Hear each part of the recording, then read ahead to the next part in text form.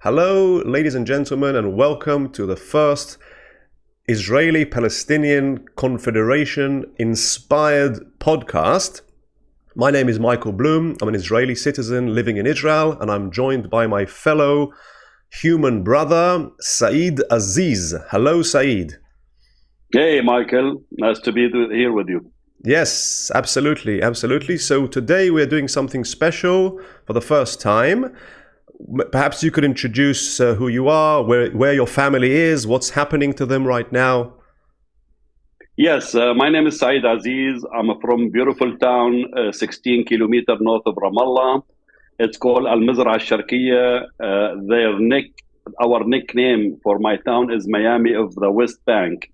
And the reason is this name came from because all my people from my hometown are immigrants to America.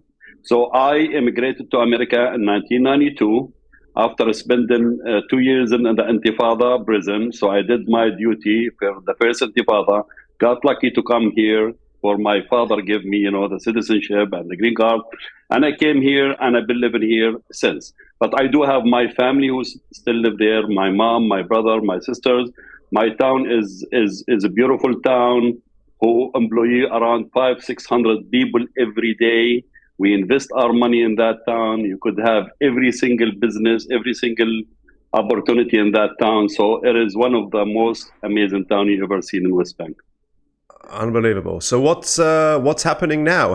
What are they going through right now with the war and everything? As you see, today or this season, today is the season of the picking of the olive trees. And I live in a high mountain town. And across of the mountain, the west part of the mountain, there is another town, another part. We cross an area, a highway go from Ramallah to Nablus, and this highway separate our farms from our village. So my mom, who is a U.S. citizen and who goes there especially for the olive time, because we inherited that for hundreds of years, was stopped by the settlers to go pick up the olives. So and my aunt and my brother, so we have one part of our farms are west of the freeway from Nablus Ramallah. It's next to Ayun al-Haramiyya. And the east part, the west part, you cannot even walk to it. And if you want to cross to that area, you have to drive around 12 kilometers instead of going that 1.5 kilometer. Because of the settlers? Because of the freeway, they block all our roads, and the settlers can come out and he can pull up his guns. And it's funny that my aunt told me that they tried to steal the olives from her car, these settlers. So that's why I'm bringing this up. By acting this way, you are turning a lot of good Palestinians, civilians, innocent people against you. And my duty that I live in America for 32 years, and I have friends like Joseph Abbasar, and I'm part of some activity to bring the Palestinian and Jewish together, and we are helping our communities. I think the Jewish citizens of Israel have the duty to protect my family, because I'm a U.S. citizen, my mom is a U.S. citizen, we all here, and I think as equal as my mom can be free in America, she should be free in her land. Okay, so what exactly are the settlers doing? Because I understood that there was something, your mother today cannot go to pick the olives, because what are the settlers doing? Yeah, the settler normally stop there, carry their machine guns, and the military is there to protect them. And like I just showed you, musab nafal, in November 6th of last year, we lost a teenager, young guy, not even 22 years old. They murdered him and they injured his cousin, Niyashan nafal, in the same right area where I show you. So the settler can come, just decide to stop there. Few of them, or these guys who look weird to us, I wish they look like you, man. You look way better, and they stop with their machine guns, and the military stop next to them, and nobody can do it. He could rule that area. He could tell you what to do and start shooting in the air, and everybody just leave the farms and go home. So they haven't been down to the farms for how long now, your family? this season is gone. I hope that you can go and investigate this, because this is not in area A, it's not in area B, it's in area C, where you can pass that area like going from Ofra or to say Beit Il to Shiloh.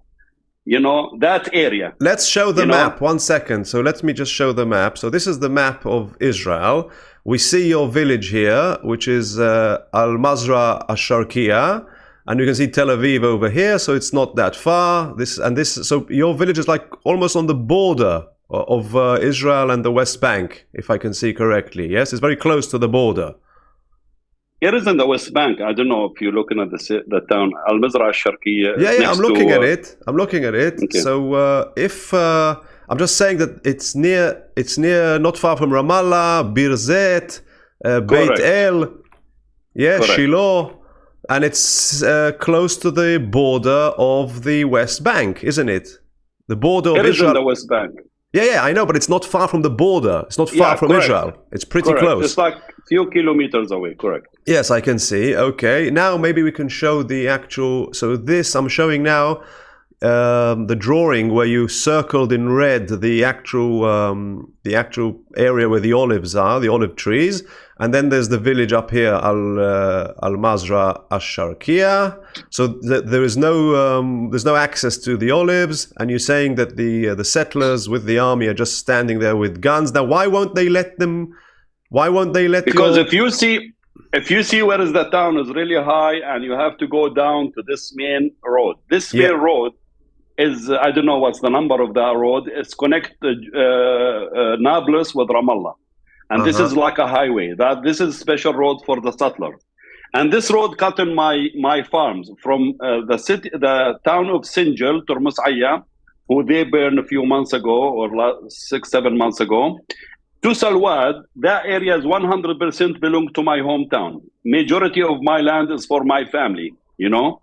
So when you see that road, this road is completely shut down completely from our town. So we cannot access the other side of my farm, crossing the road, because they put a blockage.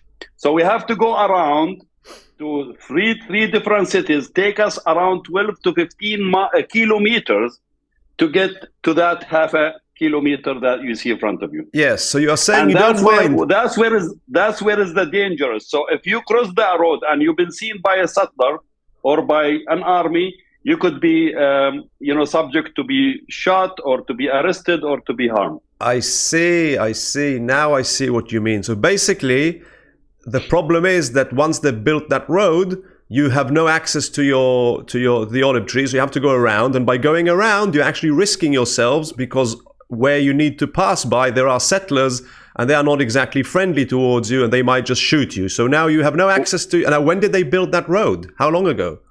This road been there forever, but when they expanded and fixed it for the settlers, now it's became like a major road, and now it's accessed by the settlers, and the VIB is the settlers, not us. So for us, for a settler from Shiloh, he can just leave Shiloh and get into the freeway. For me to get to the freeway, I have to take like 6 kilometers around to enter to it, and that's where is the risk coming from. So what do you suggest is done? I mean, you can't. I mean, you want to cancel the road and build another road, or you maybe? I cannot cancel the road. We are losing our farms. That's why when I brought this up a few days ago, and a lot of people think I am like making this up. No, I'm telling you, there are people in the West Bank are suffering. The people in the West Bank are under a very tough situation.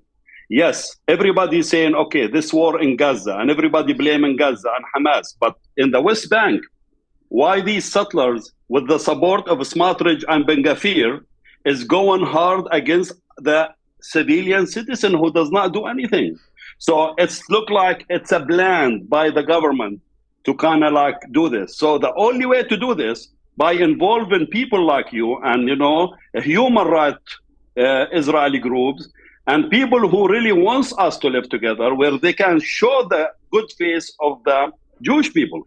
Because to us, everybody see settlers, everybody see ugly faces, people with guns, people with threatening us. So that's why when somebody like you get involved and you can bring people who's pro peace and go to the area who's area C, you're not going to be in danger to be there and stop and actually call the mayor of المزرعه الشرقيه and say, we are a group of Israelis, we wants to come help you to pick up your. That will be amazing, because in reality, we are neighbors. We live next to each other. Like if you come to California, we go for a coffee, we go for lunch, we go for dinner. We could be humans here. Why don't you, as an Israeli who live in the West Bank or in Israel, can reach out to these villagers who've been there for hundreds of years and who wait for this olive time once a year to say, listen, I'm here for you, I'm coming to work for you and help you to pick up your trees and protect them from these settlers who's harming us. So basically, that would be amazing. Yeah, wow. So basically what you're saying is, let's say I could get together a group of, I don't know, 10, 20, 30 Israelis who are willing to do this. So we would then go to the settlers first and say, look, guys, we are now going to help our friends in that village, الشرقيه, and we are going to do this. So please be very careful. We don't want any funny stuff or any seriously, we don't want any shootings or anything, because you'll be shooting us. And this is what's going to happen, and you have to accept it. And then we will all drive together around the 6 kilometers to the olive trees and pick the olives and everything and come back. And obviously you will feel safe because you'll be surrounded by 20 Israelis, and the chances of the settlers shooting us is not as great as shooting you. Is zero. 100%. I see. 100%. Okay, very interesting. I mean, wow, what a challenge. So we'll have to look at how, if I could get some people to do this, I'd be glad to. And so you mentioned that kid that was shot. So let me just bring this up on the screen. So what are we seeing here? We see, I think, you, and then you see two young kids in their early 20s. One of them is named Moc'ab nafal, and his first cousin is Nishane nafal. They was cold-blooded, murdered. One of them is murdered, and one of them injured for doing nothing other than being in their olive trees. And that's sad, because I know Moc'ab's uncle, he's my friend. I know his dad. These people never ever got involved with any violence. These people went to Saudi Arabia, worked, they made their money, came back, invested in their town, living peacefully, tried to access their land. And for somebody just to walk and just shoot them for no reason, it's awful. Who shot them? So it is awful. Who shot them? The settlers. So the settlers literally came to the olive trees and just shot them for no reason. Yeah. And was there an investigation? You could access. What investigation you're gonna do? You could shoot a Palestinian in West Bank, and maybe you're gonna take 6 months, halfway house. They don't get this. You don't get prosecuted if you committed a crime against a Palestinian villager like you do it against your fellow citizen. I see. Okay, well, I believe. And I just want to tell you something, Michael. I am active in TikTok because I'm a pro peace. I believe, let me tell you something. Call it Palestine, call it Israel, call it, Bluetooth. I don't care. I just want to live equally with equal right, like every one of you in my homeland, from the river to the sea. When we say we want to live free from the river to the sea, that does not mean I'm here to eliminate you. And by the way, because I spent 2 years when I was young, teenager, in the Intifada, the Israelis in TikTok call me a terrorist.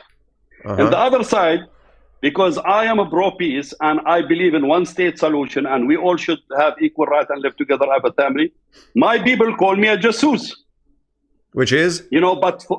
Jasus means cooperator with the Israelis, like I cooperate with the, So it's like even somebody who wants to breach peace in this time, he could face a lot of problems. Yeah. But we are together in America. We can do a lot of things here because the power and who can turn on the switch and turn it off is the United States of America. So we're going to work together as Palestinian and Jewish to stop this chaos and this disaster in our homeland. Amazing. Now, when you say one-state solution, which includes the West Bank, Israel, and Gaza, from the river to the sea, you obviously mean including me and my family. And you don't want to throw the Jews to the sea, as some people think the Arabs want to do. You want us... Now, why would you want to have one state? Why would you want to have Jews in your own state?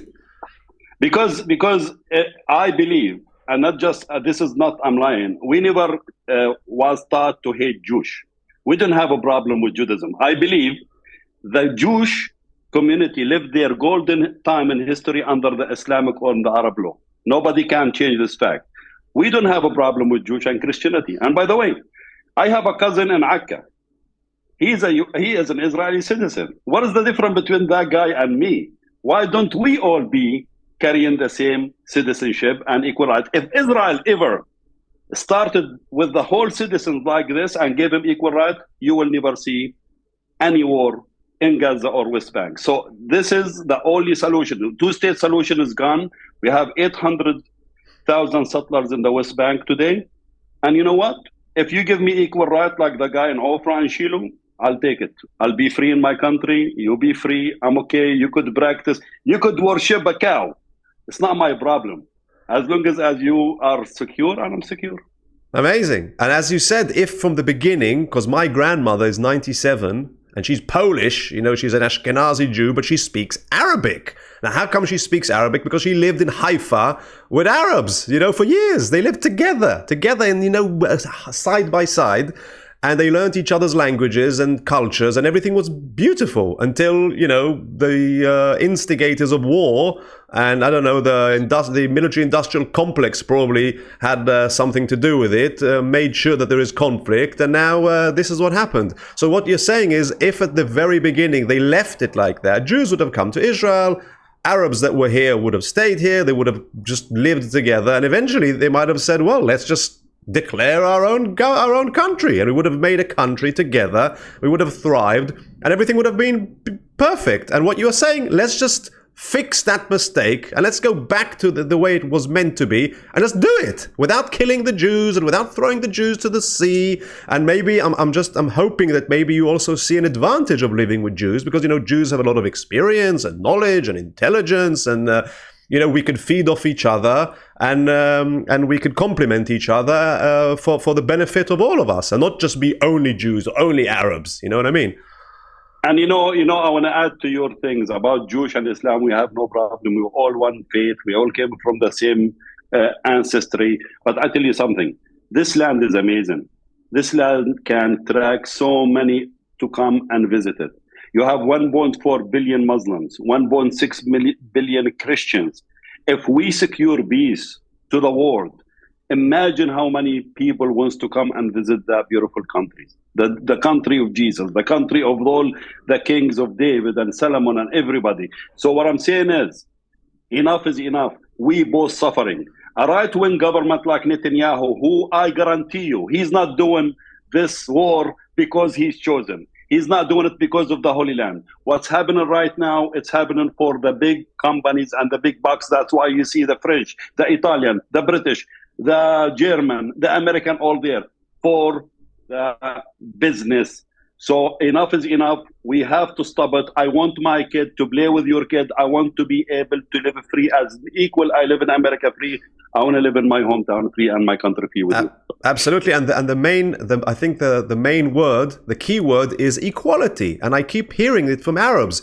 All we want as Arabs, they say, is to be equal. We don't want to be higher than you. We don't want to be low. We just want to be exactly like you. We want to have the same citizenship, the same rights, and that's it. That's all we're asking for, and it's a pretty legitimate request. If you come and talk to people one-to-one, like me and you, I guarantee you will be so shocked and so surprised people is willing to live in peace with everyone else. Simple. Amazing. Our leaders is destroying everything for us. Definitely. So, Saeed, Aziz, it was absolutely amazing to talk to you, and hopefully we could do more podcasts like this, and I hope that I could do something to help your family. It's a big challenge I'm going to have to think about and talk to people around me, and let's see what happens.